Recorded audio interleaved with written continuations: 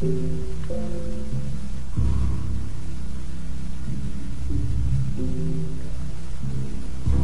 and welcome to Gnostic Warrior Radio and Podcast, broadcasting from GnosticWarrior.com in San Diego, California, to around the world.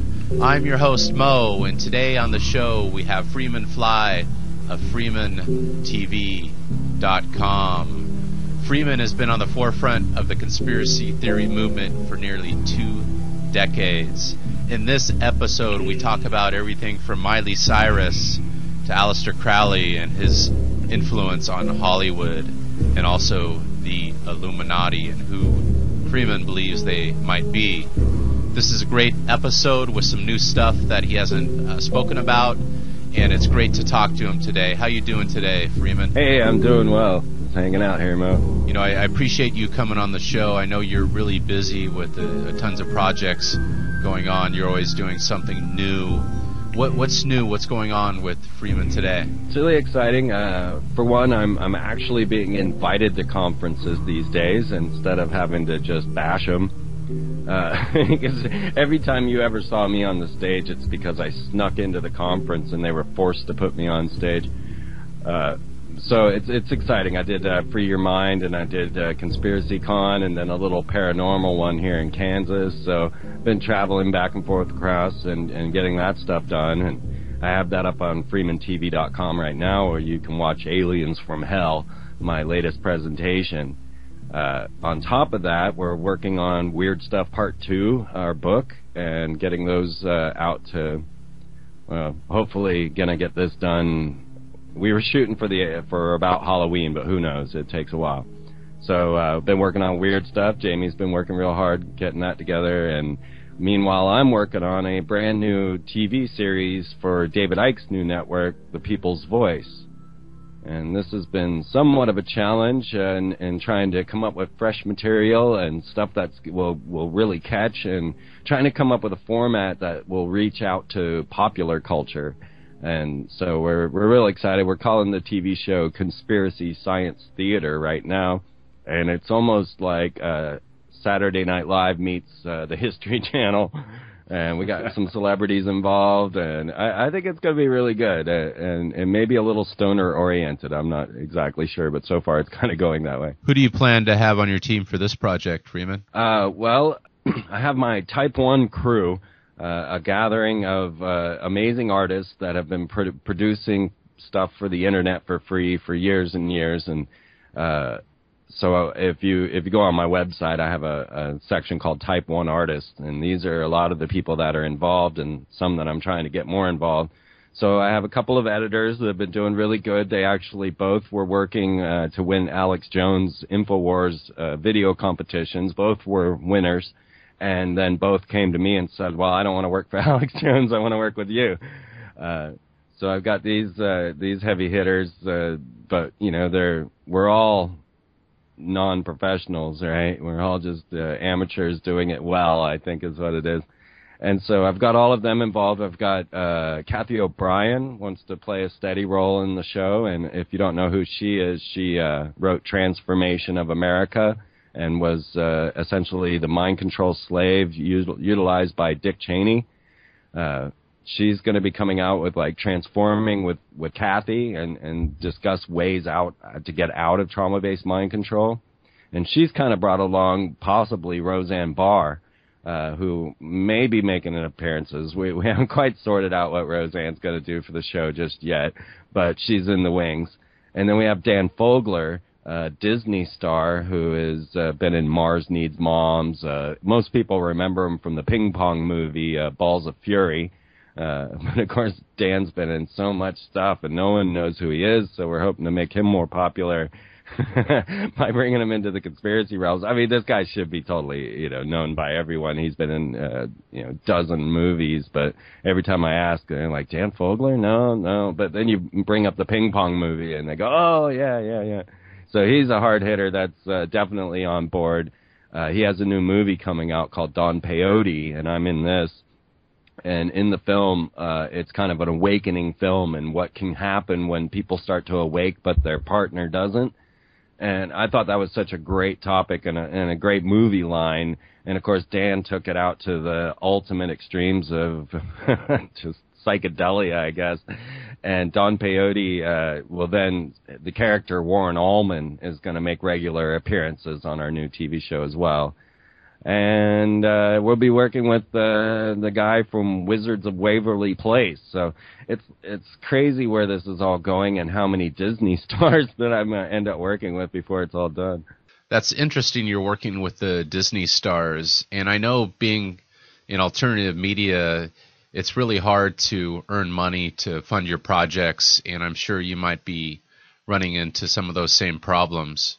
What are you doing to earn money, or what have you done over the years to fund your projects? Yeah, seriously, I wouldn't have gone this long without the support of my mother. She is one of the largest supporters of my show for over the years. Thankfully, I've been able to break away from her because, I mean, honestly, she was supporting me with her Social Security check, so it's not like I have a family with money or anything, but she kept the rent paid for me when I couldn't make it, and this allowed me to carry on with the show. It is a new world, and we are at this area. You know, every time there's a new form of physics, we also develop a new system of living. And with the current system of chaos physics, we're now in the idea of minimum input, maximum output. Because I sorted it out. I did the math on the stats of my website, and if every person that came by left a quarter, I would be making $182,000 a year. Right? So that's like nothing for anyone to toss a quarter, but it is, because then you got to sign up for PayPal, you got to have your bank account, you got to give that bank account over to, and people aren't, that enthused to do all of that. So it has been quite of a struggle to figure out how to monetize doing this, because, that creating video takes months of effort of just nonstop work. There's no time for a job. And honestly, the only reason I was able to ever produce a TV show in the first place was because I was homeless. I was living in my van, and I would just go down to Access Studios, learn what I needed to learn, and create what I needed to create. And then internet video came along. So I started on the Access Television, and then it progressed over to the internet with Google Video, and then finally YouTube, which I was actually reluctant to join because I didn't want to go on a website where it only allowed me to put 5 minutes of my video up. So it's been really, one learning lesson after another. I mean, I learned more about how to put things on the internet than I do about conspiracy at this time, how to produce these type of shows. And that takes a lot of my time. But I've managed to pull it together. I initially made DVDs of my shows, even though they were all free on my website and on YouTube and on Google. I made the DVDs so that people could support the show. You could go watch it for free on my website all you want, but people wanted something tangible, they wanted something to remember, and they wanted to support the show. So the DVDs were a great idea. And Affordable Sound at affordablesound.com, they have been just so good to me in producing these and giving me credit and allowing me to pay them when I can. So that was a big deal, really, the DVDs. And now we've got live streaming or pay-per-view streaming, and I'm trying to challenge some of that. I'm using backdoors and trying to find ways to niche my stuff. So like Aliens from Hell right now, my latest presentation, I'm charging $4.99 for. I had to figure out how to build a backdoor in the whole system so that then I could hide it and charge for it. And this has been a pretty good way of doing it, too. So this is the new thing. But now we're going out to Roku, we're going out to Google Television, Apple TV, all the different media streams. And, YouTube's trying to do a subscriber-based thing but it's not working out. No one wants to pay for, YouTube subscriptions. So it's been, honestly, okay, to get back to the whole idea of the chaos physics, I streamed off real quick and I'll finalize this. Sure. The idea of minimum input and maximum output, the fact that people can just give $1 and so this has been something that I've been trying to promote throughout the 8 years, to think of this as a service industry, Did you like the show? Tip $1, right? Give me less than you give your barista for making you that mocha latte. You know, I don't care. $1 would do. And typically what happens when I did a show like that, I would get $1. That was it. So it's never really been, I still have yet to figure it out, but somehow, some way, I tend to make it every month. Usually I have to go do a conference or do something where I'm in the public eye in order to actually make money then. Yeah, I know with the internet, everybody wants everything for free, and when it comes to audio and video, it's really hard to monetize. How is the sales of everything going on your website with the new DVD and movie? Yeah. You know, it rolls a little slower than I always expect. I really thought Weird Stuff was going to be our catalyst or our explosion to get us out so that we can, make stuff. Because you got to have money to make stuff. And people don't understand that too much when you're supposed to be a free man and then, you're like, well, I still got to pay for this. But so Weird Stuff, our book, I really thought that we were going to make quite a few thousand sales right off the bat, and that one's been kind of a trickle. We actually sell about 1 book a day, but we don't make much off the book because it's all full color. So we're paying the publisher 80% of the money, and then we just get whatever's left over. Like $2. You know what I mean? If you sell it on Amazon, we get $2. So the book didn't really take off as fast, but it's been going. And the video, it's been steady every day, a couple of 2-3 people. And then my Miley Cyrus article that I just posted on the VMA Awards and the invocation of Kali and what that all means, that went somewhat viral.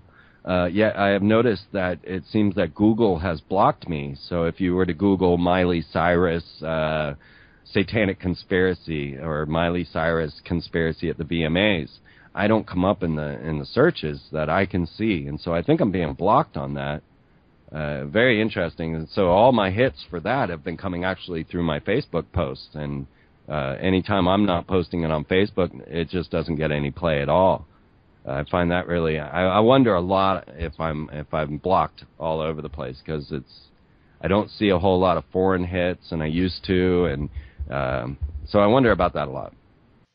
Yeah, it definitely seems like there might be some censorship going on out there. I've noticed that myself on my website, and it only seems natural that, if we're going to have this open web and it was created by the government, that, they're going to dedicate some of their intelligence community to this, and people such as ourselves that might have a little bit of an influence might have someone censoring us. I was going to say, with all my CERN bashing, I bet, they're the ones that created the World Wide Web. I'm sure that they might be having something to do about that, because I bash CERN all the time. Yeah, I know we seem to be entering a new age, as they say, of knowledge and light, but also at the same time, there still seems to be a veil being placed on some of that knowledge.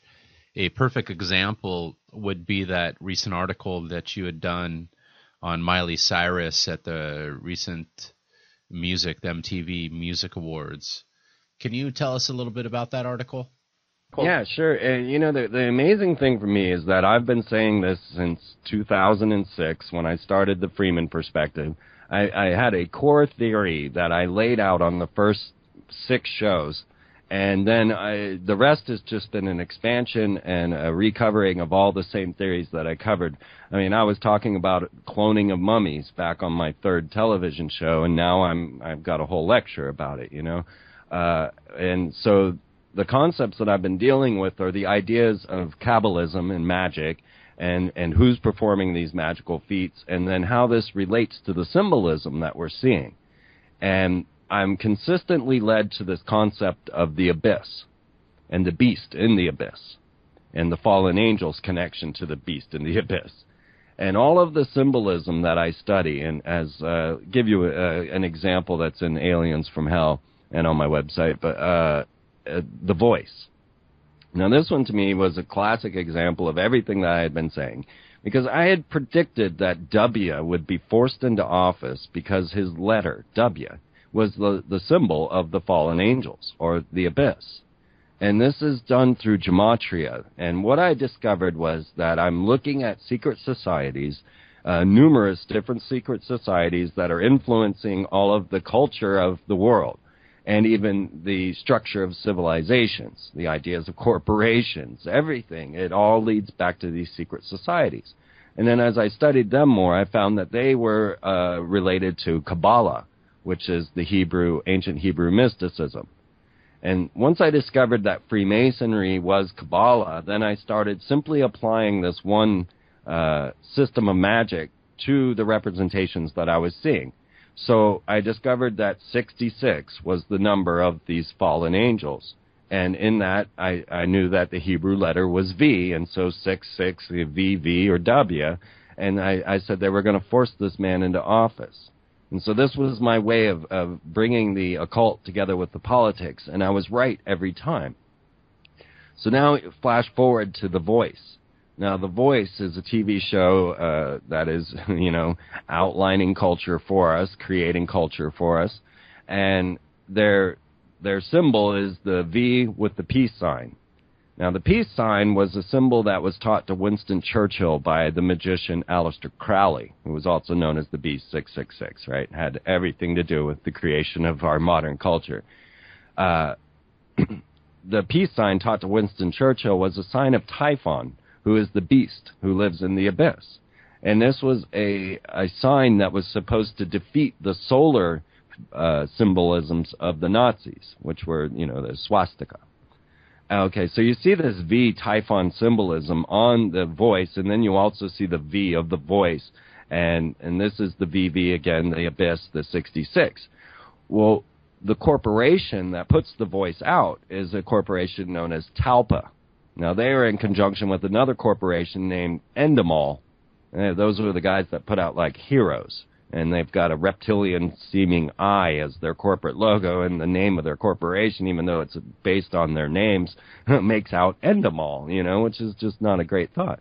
So Endemol and Talpa then put out The Voice, and their corporate logo is the Kabbalistic Tree of Life, which is 10 spots on a pattern that they believe is the map of the other dimensions, of the other side, leading from earth to heaven.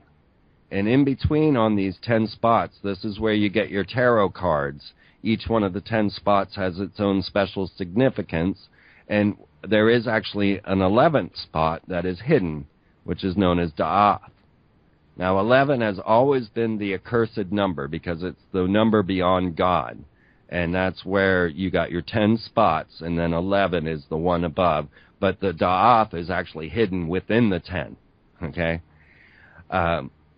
This symbol that Talpa uses as their corporate logo takes the spot for heaven and moves it into the abyss, and that is their corporate logo.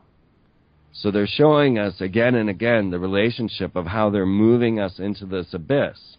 And then this abyss ended up relating out and exploding into the extraterrestrial realms. And I started to realize that there was a massive connection between the abyss and UFOs and the ideas of extraterrestrial contact. So that's where I came into Aliens from Hell. Let's get back to Miley Cyrus. But before we do that, can you explain a little bit about Aleister Crowley and how you'd mentioned he had taught the peace sign to Winston Churchill to counteract the magic of the Nazis. Can you explain that a little bit? Realize that Crowley was head of numerous magical orders, even creating his own. So he came through the Golden Dawn, moved into the OTO, basically took over, revamped all of that, and then created his own AA organization that was his own separate form of magic. And he is the one that put the letter K at the end of magic because he wanted his magic represented as the accursed magic, as the dark magic. Because K has been the 11th letter in nearly every alphabet. And he wanted to set himself apart. And so when you see magic spelt with a K, that's due to Aleister Crowley's form, and to make it accursed or black magic. So he was a black magician. Yes. Okay. Calling himself the Beast, the Antichrist, and using the number 666. He was came up through a very rigid Christian upbringing, and I think that's what pushed him over the edge into being the ultimate Satanist. But his form of magic is actually a sex-based ritual magic, and a lot of the concepts. When people are looking at Illuminati symbolism in what we call high-profile rituals like videos and music awards and the Super Bowl, they are actually looking at not Illuminati symbols, but OTO symbols. Most of the time when people are calling out the Illuminati, what they really mean is the Ordo Templi Orientis. Because Aleister Crowley was at the heart of rock and roll. He was at the heart of creating the culture that we live in today, the idea of sex, drugs, and rock and roll. This all came straight through him. If you don't realize, just look that the Rolling Stones were Crowleyites. The Beatles were Crowleyites. David Bowie was Thelemite. That's what they call their members, is Thelema, the will. And you could go on and on, just listing out the Led Zeppelin. Jimmy Page lived in Crowley's house on the Loch Ness. He bought the house. They had one of the largest collections of Crowley's works. And so this is how much influence he had. He was on Sgt. Pepper's album cover on the Beatles. He was the red Scarlet Woman is their symbol, and you will see Lady Gaga or Miley Cyrus meeting the Queen as the Scarlet Woman. You'll see that Scarlet Woman on the Rolling Stones album. You will see this stuff just bubble up over and over and over again if you're aware of it.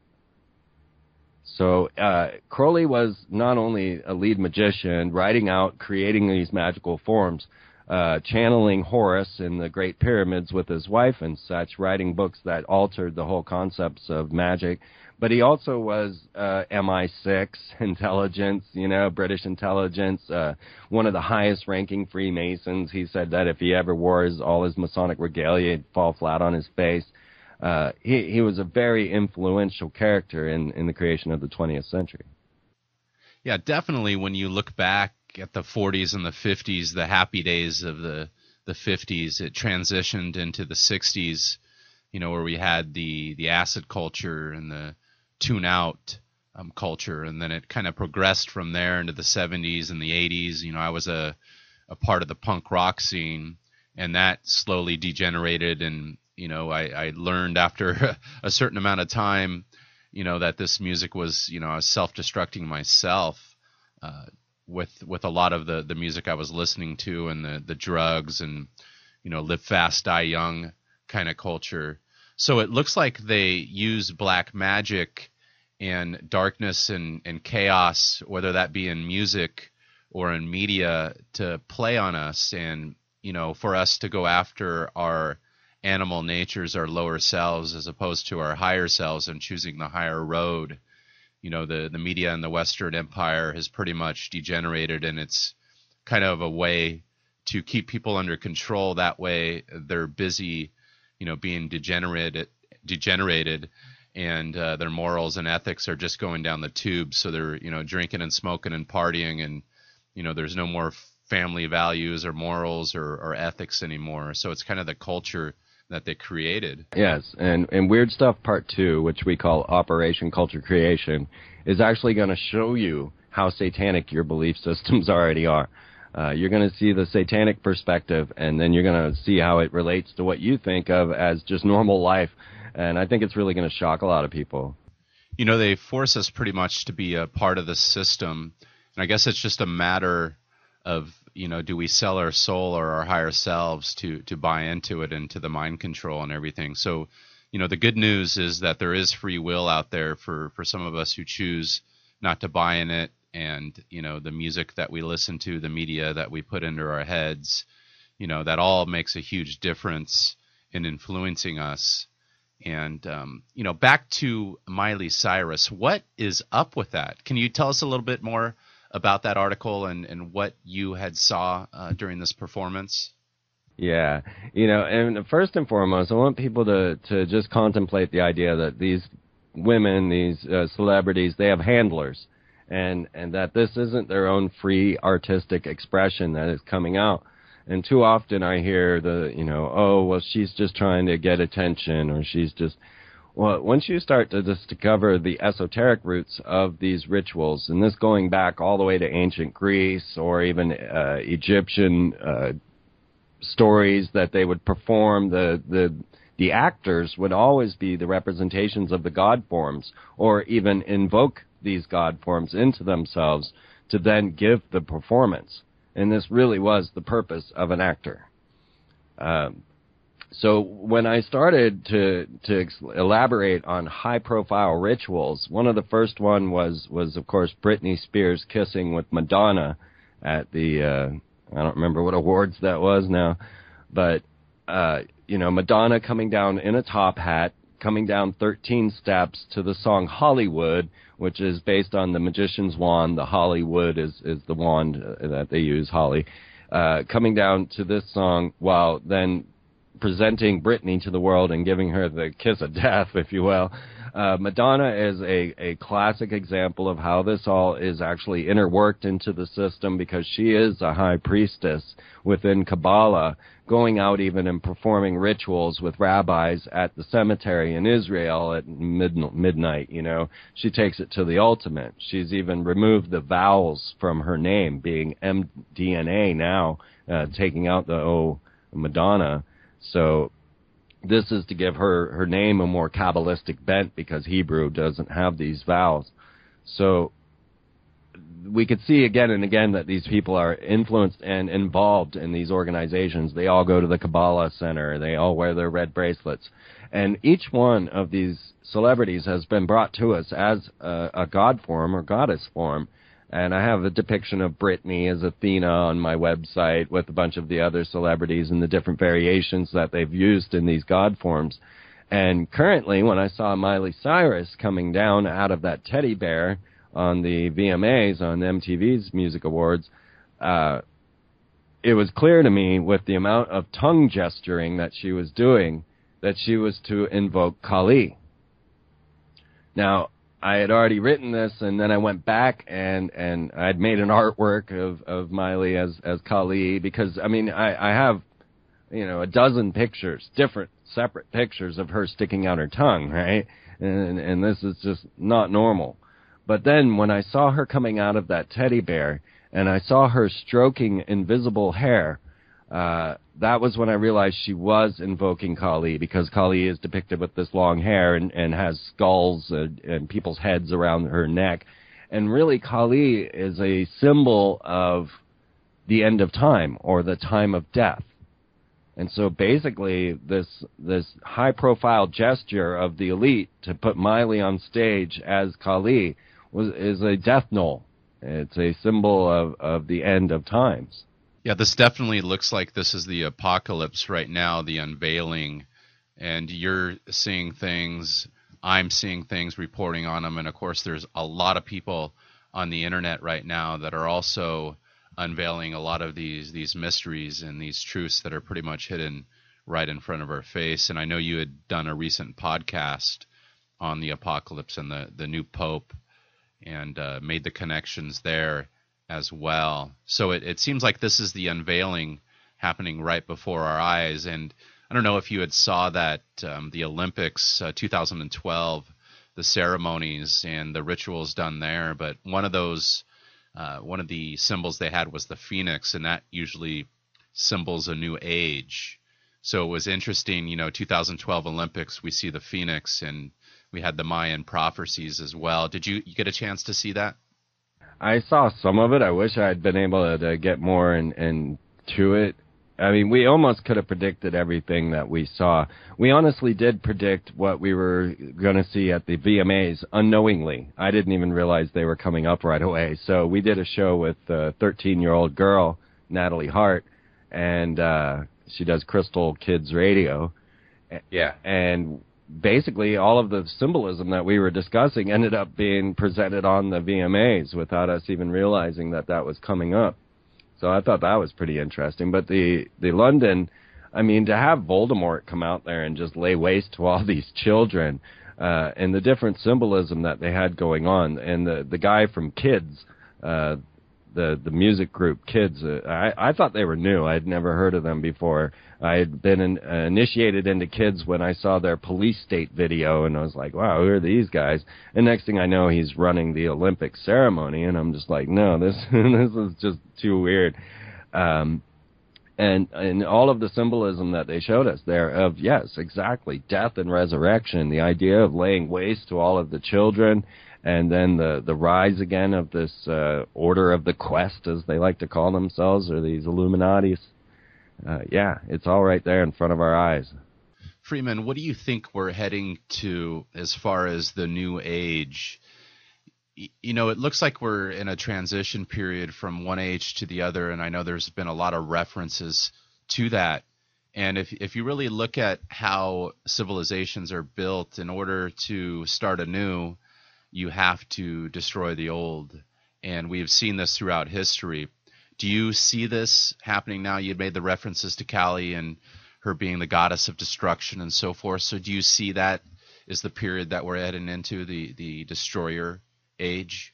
Yeah, you know, and it's been 20 years of seeing this destruction, so it is kind of a long road, and you begin to wonder, you begin to question yourself as you have been doing and conspiracy research for so long, talking about chemtrails for 20 years, you know, and you get, you start to think that, well, maybe it's slower than I think it's going to happen.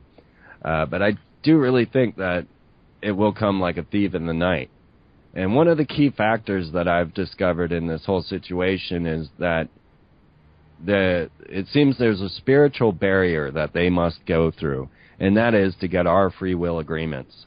And so they present us these concepts, ideas, and everything else through the medias, you know, especially Hollywood and television, and then also music videos. And then we give our free will spiritual soul's agreement to their actions. And I think that they really have to go through that barrier, and that's why they present everything to us. Yeah, it's obvious this is the unveiling, because they're pretty much telling us in front of our faces what they're going to do, whether that be through the media, rituals, or symbolisms. And it just seems like we're heading to something big right now. They're obviously trying to push World War III. They're trying to push whatever button they can. I had looked at what I was seeing in our future, and I had listed that I knew we would go to war with Iran. I put this up on my website in 2006, saying that we would go to war with Iran, and that this would cause the Russia-China alliance to then have a reasonable reason to start this World War III, to come after us. All the while, the propaganda arm of America, now a lot of people think that what we see at the VMAs is really just to, you know, degrade our children or things of that, but it has an outside influence as well. And what I firmly believe is that they've been sharing the lowest, basest form of America with the rest of the world through, say, Honey Boo Boo or Sex in the City, or even Miley's stripper performance at the VMAs. And this then gives them that soul feeling that, well, it's okay to destroy those guys.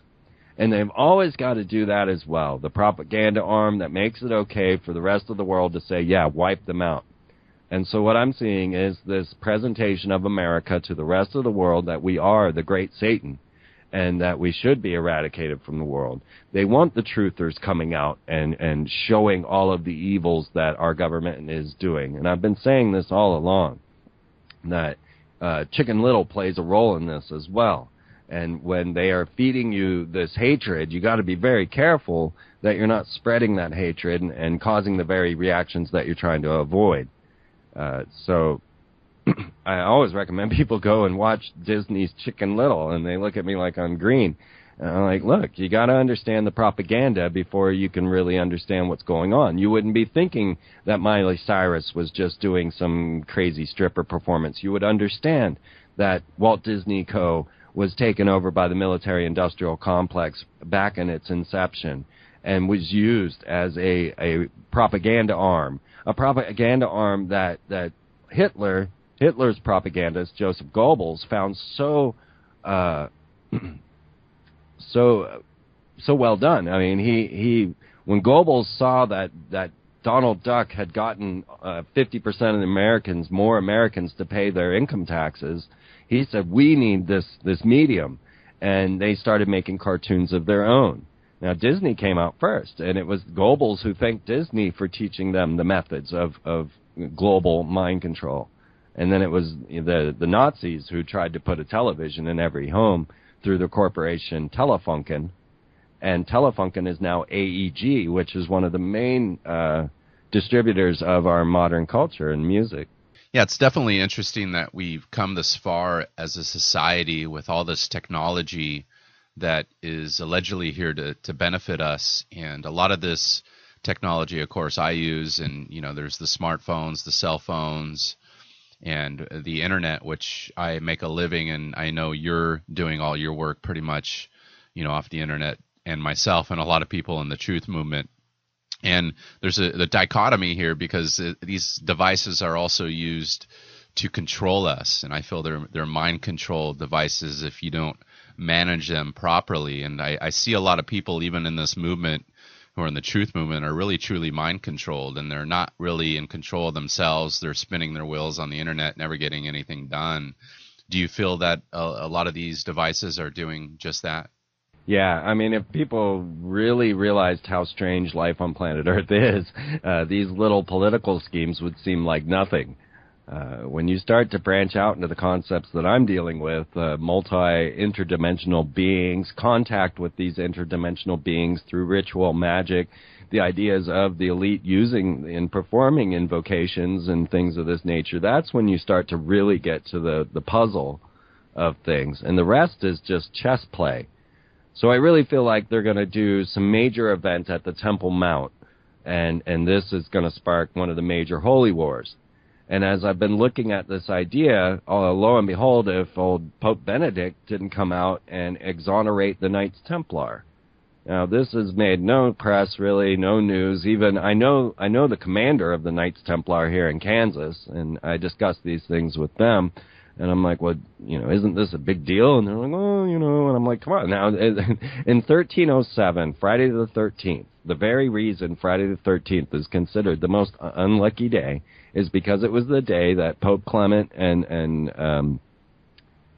King Philip came forward and put out a papal bull to destroy the Knights Templar, who were a secret society that were performing ancient mystic rites, that were somehow used this knowledge to become the most wealthy, powerful beings on the planet, and then were squashed by the Pope on Friday the 13th, 1307. Most then were allowed, they were given enough time to escape, to go to, say, Scotland and Ireland and get away, and this is kind of where the Braveheart story picks up. And then there was the symbolic ritual murder of the heads of the Knights Templars, so Jacques de Molay being the Grand Master, burnt at the stake. And still today the Freemasons have the de Molay order, which is the Boy Scouts of Freemasonry, and they still herald the cry of long live Jacques de Molay. But now we're talking about 1307 when this happened. Now we got 2013, or was it 2012, when Pope Benedict exonerates the Knights Templar. He found a hidden 600-year-old document that had been lost all this time that actually showed that they weren't guilty of communication with the devil, kissing each other on the anus, denying the Christ, all of the things that they had been tortured and confessed to. And so when the Pope Benedict came forward and exonerated them, this was further evidence that I'm correct about the Temple Mount playing a large role in the consummation of World War III. And then, boom, the Pope quits, And all of a sudden we got a Jesuit Pope. Now this gets really frightening, because now the Jesuits are another secret society who were actually given all the power after the Templars had lost theirs. We got the Hospitallers and the Jesuits, and we have always had this Black Pope, who is the Grand Commander of the Jesuits, the General superior general of the Jesuits, as the Black Pope, and then we had a white Pope who was like Pope Benedict, but now our current Pope is also a Jesuit, so now both the Black and White Pope are Jesuits, and we've got the exoneration of the Knights Templar and a war going on inside of Freemasonry. These are the type of things that people should be thinking about in their global structures and looking at the political platforms, not so much, who did what false flag. Although that is important, it's just... Yeah, it's interesting you say that. There's a book called The Master Game by Graham Hancock and Robert Bauval, and I've listened to some interviews of Robert Bauval, who's lived in Egypt, I think some 30 years and all over the globe. But he basically says in those countries such as Egypt that it's common knowledge that there's a Freemasonic conspiracy. From the elders, adults down to the children on the streets. It's just common knowledge that there's a Freemasonic Zion conspiracy against them. What's your thoughts on that? Yeah, hard to say, because I've been watching the platform of the idea of them using these threats that Werner von Braun, the Nazi who came over and started found NASA and Disney World, by the way. And Werner von Braun had given this outline to Carol Rosen, his secretary, and he outlined that there were beings from another dimension that or from the universe, as he would say, and they are not harmful. And the powers that be on planet Earth that are, I guess, in communication with these other beings,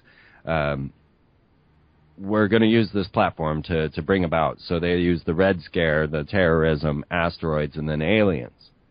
And so I kind of took that as my platform to say, okay, what's going to be next? And when I started looking to the next step, it was asteroids. And so I did an artwork of Barack Obama as Akhenaten. And I think this is going to play a whole lot heavier into the story later on. But then, as soon as I had put this together with Akhenaten and Obama with an asteroid hurtling towards his head, 3 months later, they announced that there was an asteroid heading towards planet Earth and was going to destroy all life. And this asteroid was named Apophis. And this really just, it sent a shiver down my spine. It freaked me out. I just couldn't believe it, because Apophis is Akhenaten's Satan. And so the odds of this whole thing coming together like I was presenting it was just too much. It's just like, nah, this can't be real. And of course, Apophis was never a threat, and they had said this as well, but yet they promoted it as a threat, Apophis to destroy all life in 2029. And yet they would then say, well, it's about a 4 in a billion chance that it's actually going to happen, But to put the name out in front of us and to use the threat, and then the asteroids coming into Russia just recently and causing the sonic boom and all of those, I've been tracking those for some time now on my Space War News. For a long time, I was tracking these incoming fireballs that were causing sonic booms and often followed by earthquakes, because these things were unheard of. Prior to HARP, as far as I knew, I had not come across any others that were saying this. And for a few years, I tracked these fireballs, and the scientists were all very confused because there were no rocks involved. No matter what tests they were doing, they could not formulate that there was actually a piece of matter in the fireball. And so this became a big deal. And then all of a sudden, I think it was the University of Pennsylvania or Massachusetts, I can't remember, but the lead scientist that was looking into the bolide conspiracy, the idea that there were no rocks on these fireballs, one suddenly landed in his backyard, and the mystery was solved, right? And I'm just like, this is too much. Well, all of a sudden they announced, and I have the announcement on the Space War News, that fireballs were now classified as secret and could they do interagency scientific research data, and all of the astronomers and the people that were using this data were up in arms. What do you mean, right now? And so at this very moment, as of the day before yesterday, they shut down what's known as the space fence. And this is Space Command. If you guys don't know, there's the United States Space Force. You'll see their patches on Stargate. If you watch the TV show, it is housed inside of Cheyenne Mountain. And there are space battle labs and space battalions and United States Space Force. And they have a collection of satellites orbiting the planet. There are numerous different variations, but this one, called the Space Fence, has just been shut down. And I think this is very unusual at the height of the threat of near-Earth objects, because they've been pushing this threat, saying near-Earth objects, you check JPL. Now, JPL, Jet Propulsion's Laboratories, they were founded by Jack Parsons, who was an OTO, was a magician, was doing rituals to Pan to the launches of the nukes, and was working with Wernher von Braun, L. Ron Hubbard, and Aleister Crowley. That's Jet Propulsion's Laboratories. So once again, just always remember where the stuff comes from. Because once you realize it's the occultist putting televisions in your house, putting large hadron colliders to find the other dimension, it's the occultists that are doing this, not some great scientists. It's the ones that are already into these realms, like the Nazis and the SS and the Thule Society had the foundation for the Nazi Party by communication with extra-dimensional beings. So just, never underestimate this situation. So I don't know if we're going to get this great grand show of incoming near-Earth objects, fireballs, but the Space Fence has been taken down as of the day of yesterday, and they are planning on using some sort of UHF television-based radar to now watch the incoming bolides or rocks and things. So I'm a little curious about that. And then of course, aliens being the next step in Wernher von Braun's explanation of the end of the world. So I'm real curious when the big show happens. And I think that, yes, it would have to come to the point where we are at this destabilization, Fukushima destroying everything across the Pacific Ocean, just getting to this point of no return. And that's when the Great Savior V scenario might occur. I really think it's going to be more on that level than on the ground warfare. But yet at the same time, I feel like the Sandy Hook event was there to perpetuate the purchase of guns. There's never been a greater sale on AR-15s than after Adam Lanza died in Sandy Hook, along with all the children that he supposedly killed. To me, that is psychological warfare to cause people to buy guns. The idea, they're taking your guns, is to tell you to go buy them. So now we're all well armed with these semi-automatic weapons, and so I do believe that they want us to kill one another, and that's a big part of the plan. So destabilizing the economy, causing this strife, along with all of the global problems that are going on. Because the new warfare, every time we have a world war, it's a step above.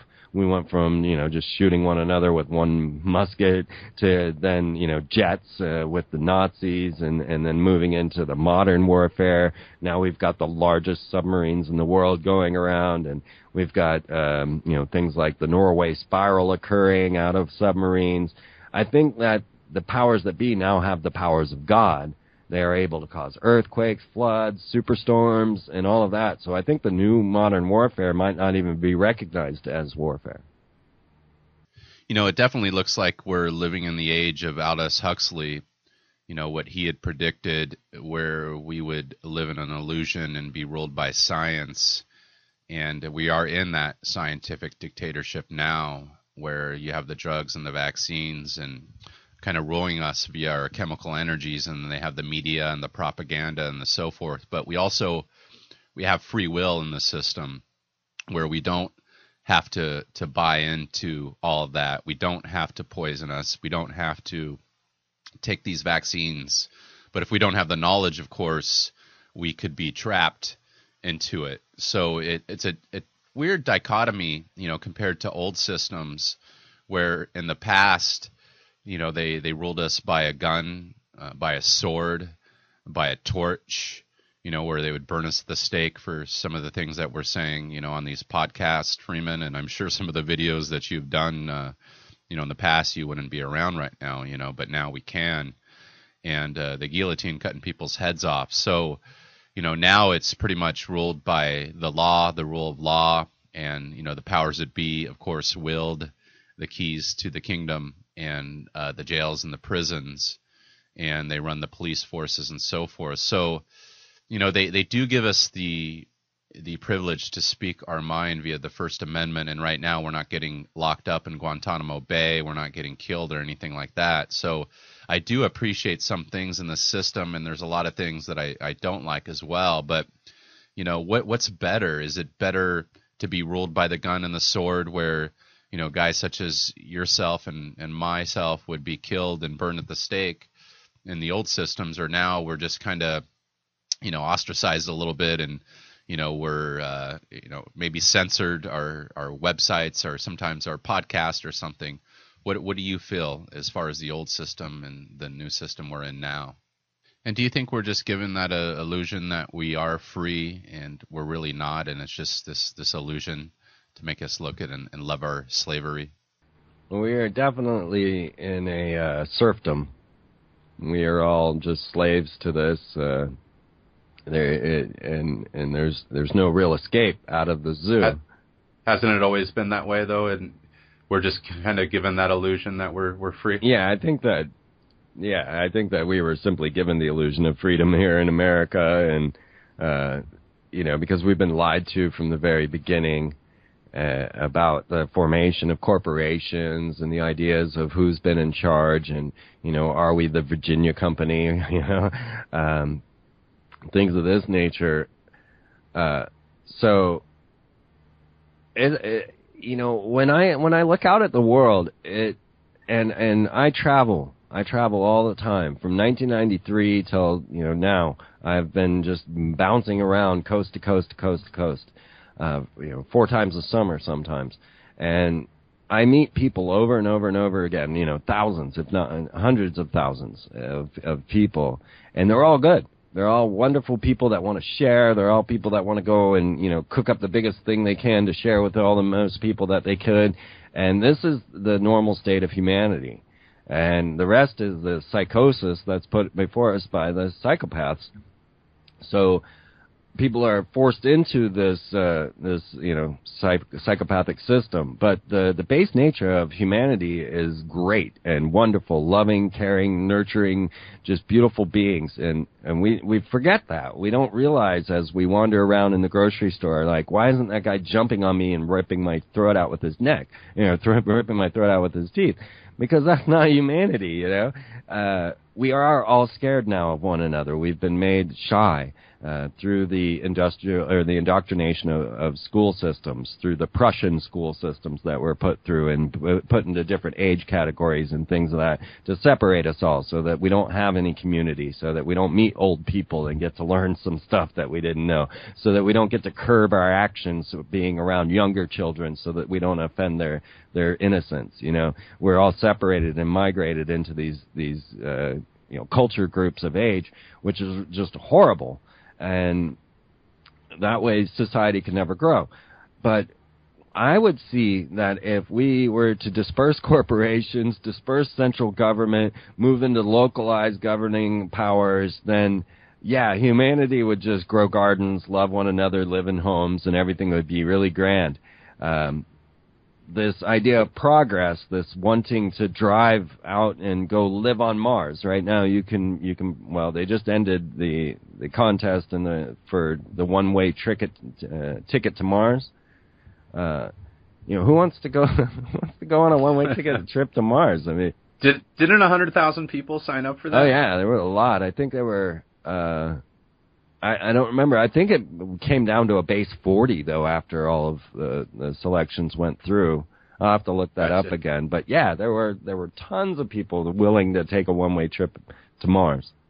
Yeah, I thought I saw the number 100,000, so that's amazing. So what is this progress, And when we look to the system, it's always the occultist. It's always these ones that are dabbling in magic that are pushing the envelope, that are pushing the concepts of these technologies and usually for the hope of gaining the access to the demonic realms. I mean, I always cringe when I use the terms myself, but these are their words.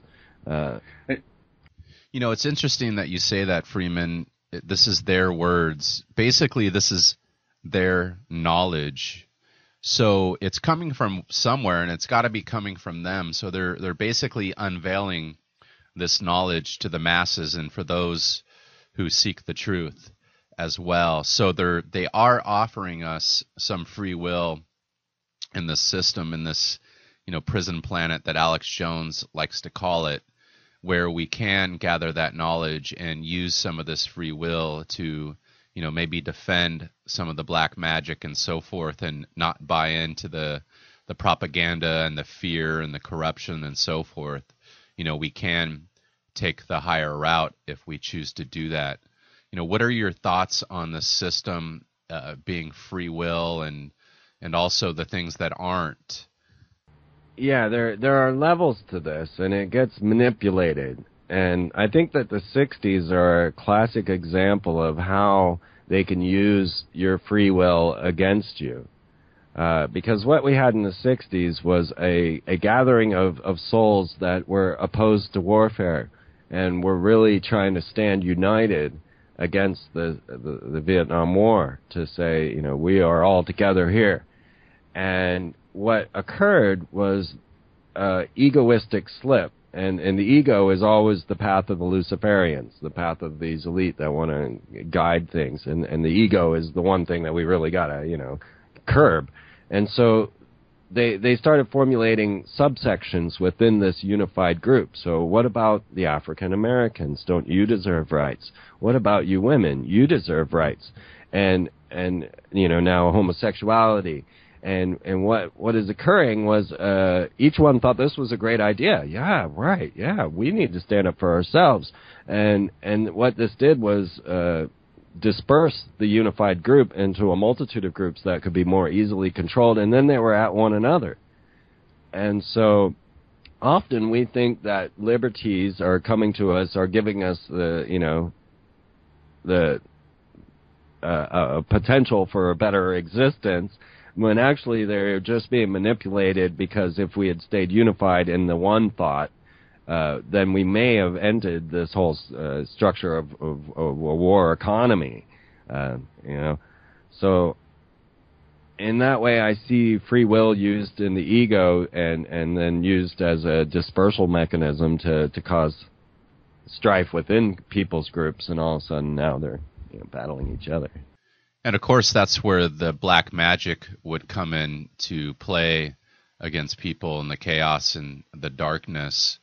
But also there's the other end of the dichotomy, the people that it doesn't seem to work on as well, where they're able to break free from the chains and tentacles of this system, this control system. And they seem to, you know, the powers that be allow us to some extent, as long as it's not a threat, you know, to national homeland security.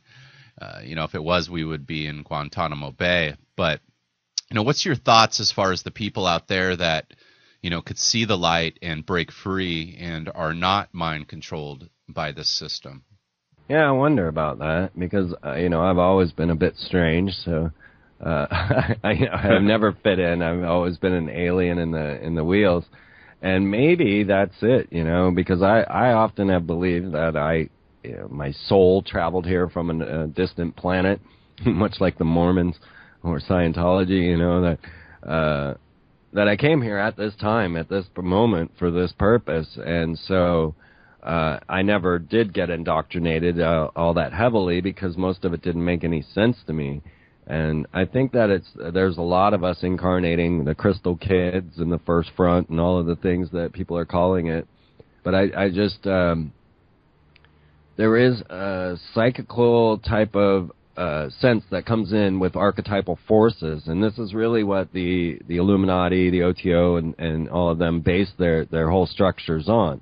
So if we take the idea of Crowley and saying that we are entering the age of Horus, which is the age of the crowned and conquering child, and then you start to see how he describes this crowned and conquering child and how it relates to our age of Horus, And then you start to look at how society is going, and it all fits. Bill Clinton and the Y2K ritual was a prime example of the outer expression of the age of Horus, which was infidelity, so we got the whole Bill Clinton scandal. We got, they even crashed a plane with Horus on it right before the Y2K ritual, which was a big mystery, Egyptian Flight 990.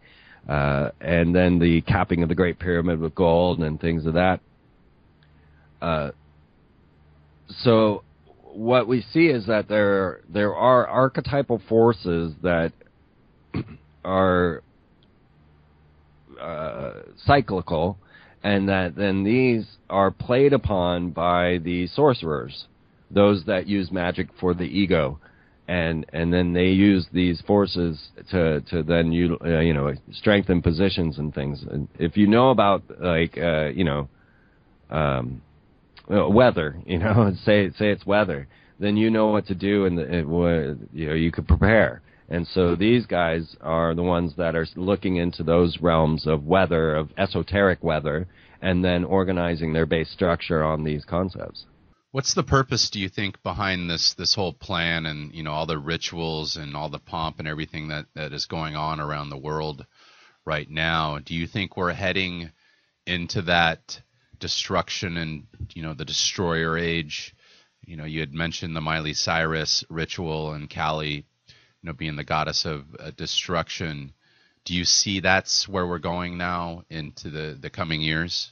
Well, I thought the lyrics of Miley's song, "We Can't Stop," was rather illuminating in its own way, saying, doing whatever we want, this is our house, this is our rules, we can't stop and we won't stop.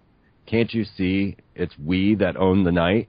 Can't you see that it's we about that life? We who about that life? What does that mean? But we can't stop, we won't stop. We run things. Things don't run we. We don't take nothing from nobody. These are some pretty crappy lyrics, but that's the song. And I believe that is really where these guys are at, where it's like an addict that desperately wants to stop but can't. And so they have been channeling these entities for millennia. And I do believe that the elites, the bloodlines, actually have a better receptor for these particular frequencies of entities, which we've become calling the archons, or related them to the Egyptian 9 gods, or the Ennead. And that this thought form, or what is known as a egregor in magic terms, or even a corporation, but these thought forms, these archetypal forces, are in control of these entities, the ones that we call the 13 Illuminati bloodlines, the Rockefellers and the Astors and such. And we know that they're going into channeling sessions with the 9 using psychics like Uri Geller. And we know that they have been formulating this over millennia. So, I often question why they would have, why would Kissinger, why would any of these people put so much effort into a system that they were never going to get to see to come to fruition? H.W. Bush, why would they work so hard towards this New World Order when they know they get no place in it? And I really do believe that it is contact with these interdimensional beings. And I don't know, I've seen H.W. Bush's eyes turn reptilian. But what's really curious to me right now, I have a video called New World Order Global Capitals. And what I've discovered is that these new capitals, such as Astana, now get to know Astana in Kazakhstan, because this is a big deal. That is one of it's probably going to be the major playing place of the New World Order.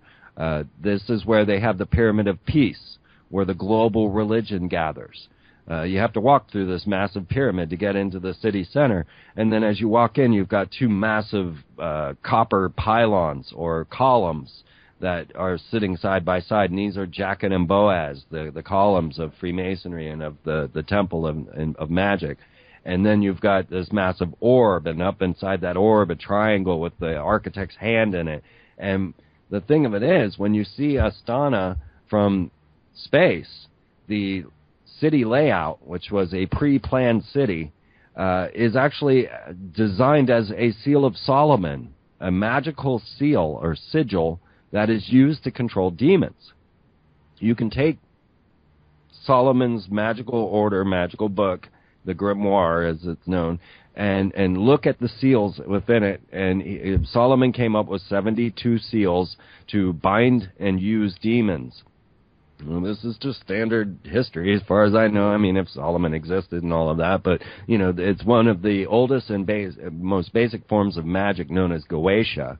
And this is what they have now designed these super cities into, are Goetic seals, which are seals used to control demons. And you'll also find that Canberra, the capital of Australia, is also designed as this ancient Solomon seal, a different one. And so each of these global capitals that are forming now, realize in Astana in Kazakhstan, that is where they launched to the International Space Station.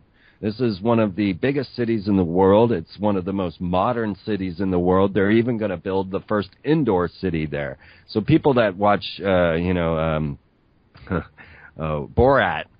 and think that Kazakhstan is a bunch of goats and you know, people in tents and such have been completely misled. You know, they have the most modern, most amazing architecture going on there, and it's bizarre. It's crazy bizarre. And it's designed, like I say, in magical ritual. So just recently, it was discovered that in Kazakhstan there's this on Google Maps, and you'll see this in my Aliens from Hell post. You can put the latitude and longitude into Google Maps. I have the numbers there for you to do so, and you will see in Kazakhstan they have the Seal of Devil. It's what it's called on Google Maps. And it is an inverted pentagram made out of a forest. And when you translate the Russian in there, it says future summer camp. So I'm not exactly sure what that's going to be. Sorry, lots of chemtrails today. But, you know, there it is, right? Just above where we launch to the International Space Station. And then getting back to the idea of why these guys would perpetuate this New World Order when they know they're not going to live in it. Well, we are the first generation that could live forever. And we're starting to see that over and over again, especially with this Canadian dentist that wants to clone John Lennon. You can start to see how we're progressing and how the elite think that maybe they get a new body not too distant future. You know, Freeman, I've been studying the elite for quite some time now and the secret history of America, and it's really fascinating to me because I think this is the first time in history where the people, you know, the citizen, the pleb, did not know who was ruling them, who were the secret rulers of government. So it's this kind of cat and mouse game that some of us play to see who is ruling, and, you know, this secret occult history of America. You know, if you read Manly P. Halmer's book, The Secret Destiny of America, it's pretty much, you know, America was set up by Freemasons, with George Washington being, you know, a Freemason himself. And then you have the Catholic Church, who has been a huge powerhouse in the forming of the Western world as we know it. And then you talk about the secret wars in Freemasonry. What's your thoughts now, you know, with the, you know, Pope exonerating the Knights Templar and everything seems hunky-dory there, and then Freemasons possibly, you know, being the Knights Templar as well. Are they all united now as one? What's going on? No, I don't believe they are. I really do believe that Freemasonry is, you know, one of the last bastions of anti-Catholicism in the secret society realms. So, you know, that has always been a major role of Freemasonry. It's basically anti-Pope. As we start to look at the puzzle, you know, you see that through the Tudors and through the idea of Queen Elizabeth and Queen Mary, the whole struggle between Protestantism and the Catholic Church. And then that came over to America, and it was actually John Dee, who was the original 007 and the Queen's conjurer, as he was known, that sent the first colonization over to the America, which he thought was Atlantis at that time. So a lot of the belief systems that were around when we were starting to found these things, most people just consider silly today. And you got to realize that they did believe they were going to Atlantis when they found America. And the belief systems of the secret societies that were founding these nations then are what boiled up into what we call today. And I forgot where I was going to go with your question. Oh, no, that's okay. I do that all the time, Freeman. But anyways, let's get back to the subject of blood and the elite.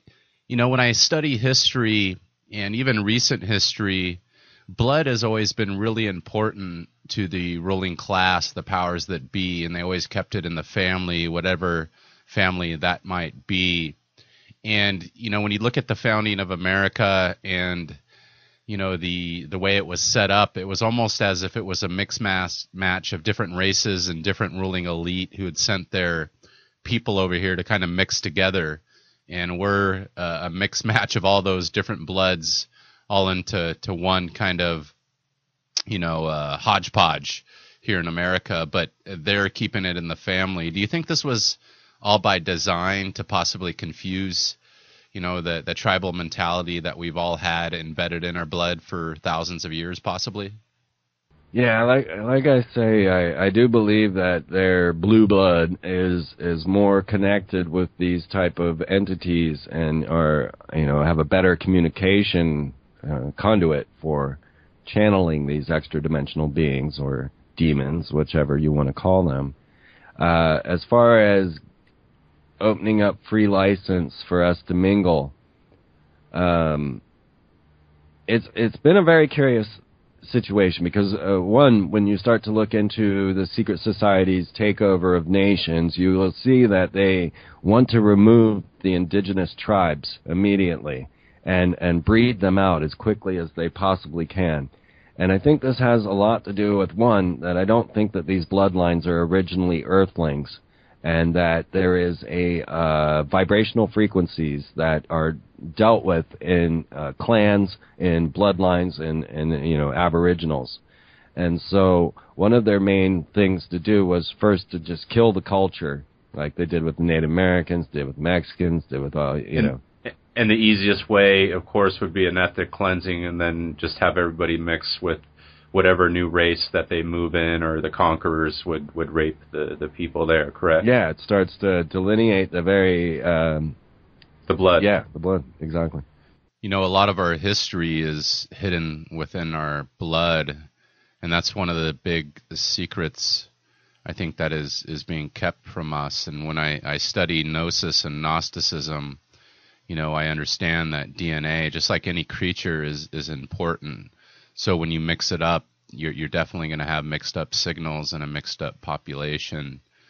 And I know the DNA is also tribal and racial, of course, you know, depending on your haplogroup. And these entities also seem to be tribal, you know, which in some cultures they're called demons, and in Christianity they call angels. And then you have the Elohim and the Nephilim, and the relation to the 33rd degree parallel coming through here, Los Angeles, through Phoenix, Arizona, and of course all the way into Syria now at Mount Hermon, and that's where the Nephilim fell. What is the relation with the demons and the 33rd degree and, you know, all these things that are going on?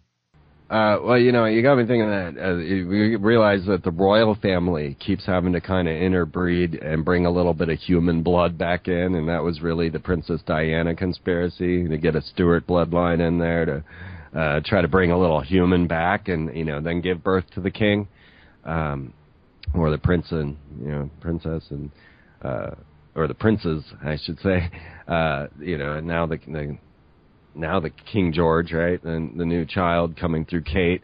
This, to me, seems like they needed to kind of get back into the earth realms, that they can start to lose touch with the realms here. And so it's kind of a balance of bringing in the earthly vibrations into their blood. Yeah, Yeah, that seems like it could definitely play a part in the bloodlines.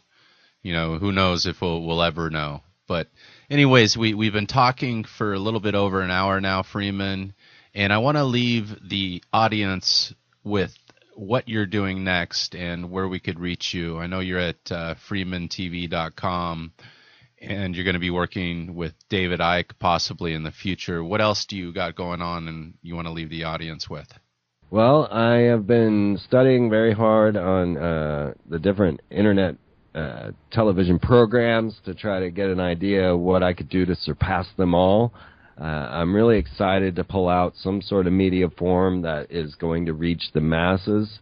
So for the rest of the day, I will be doing nothing but editing satanic corporate logos for the next TV show, which is supposed to come out in November.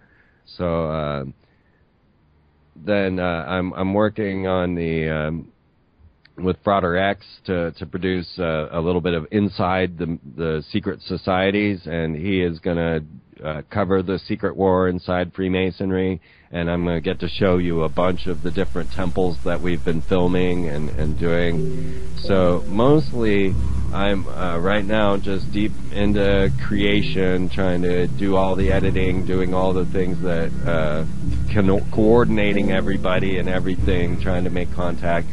I continue to try to spread this message of hope and humanity, because I swear to you, I just took a big yellow school bus across the entire United States and met nothing but strangers, and they were all beautiful, wonderful people, and this is something that I feel is I'm the only one who could really share this message. There are so many people that are doing podcasts, doing stories, and doing news broadcasts and but very few have ever done what I've done, and that is to put my life in God's hands and to just wander the earth and see the goodness in humanity.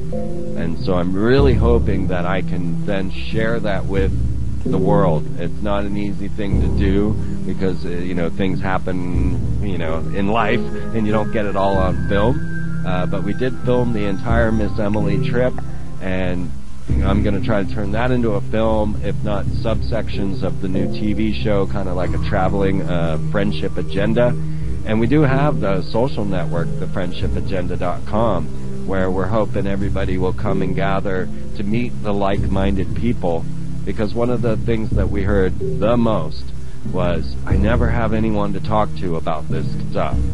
And we would say, well, we know 6 or maybe a dozen people in your town that love to talk about this stuff, and I became kind of a catalyst to bring these networks of friends together. So everywhere we went, we left a pocket of friends that never knew each other and now are good friends and still good friends. And the Friendship Agenda, I think, is the key to our release from this whole structure that we're stuck in. We need to keep it human in the age of the internet. I know a lot of us find ourselves here on this digital medium, this holographic atmosphere, but we also need to keep it human and touch people. And Freeman, you're a perfect example of that, with the Friendship Agenda, and you traveling across country with your significant other and touching people with your work. It's just great that you're doing that. I appreciate you, brother, for everything that you're doing, and I know there's a lot of people out there that also appreciate that. So please, if you like what you've heard tonight, or Freeman from before, support him in any way you can. A donation, $5, $10, $20, or if you could buy one of his videos or his books, his recent movie, Aliens from Hell. And it's really great, the work that he's doing, and if you would like to see him more, go to freemantv.com. Again, that's freemantv.com. And if you'd like more of these podcasts, you can go to gnosticwarrior.com. That's my website. This is Mo, and that again is gnosticwarrior.com. And there's a bunch of free podcasts there and different kinds of articles that are unique that you might like to check out. So anyways, again, Freeman, I appreciate you, brother. Thank you. Thank you, Mo, and I appreciate you very much. Talk to you next time. Okay.